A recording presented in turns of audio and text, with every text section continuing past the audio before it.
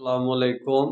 نام کا اسلام باقی رہ گیا ہے۔ نام کا اسلام کام کی جمہوریت، نام کا اسلام کام کی کمیونزم، نام کا اسلام کام کی سوشلزم، نام کا اسلام کام کا سیکولرزم، یعنی کہ باقی دنیا کا ازم کوئی میرا خیال بچا نہیں ہے جو اسلام والوں نے اختیار نہ کر لیا ہو اور اس کو اسلام کہہ رہے ہوں۔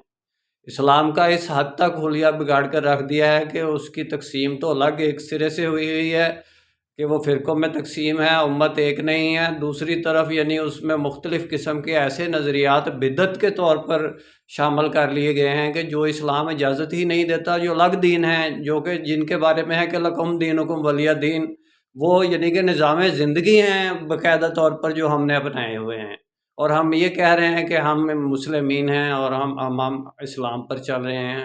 وہ پتہ نہیں کون سا اسلام ہے جس پر ہم چل رہے ہیں، وہ کہاں رہتا ہے، اس کا کیا بایو ڈاٹا ہے۔ میرا کام اسلامک ورلڈ کی امن اور یونائٹی کا ہے۔ انشاءاللہ ڈیٹیل میں بات پھر ہوگی۔ نسبت وحدت خدمت خیر کے ساتھ، اللہ حافظ۔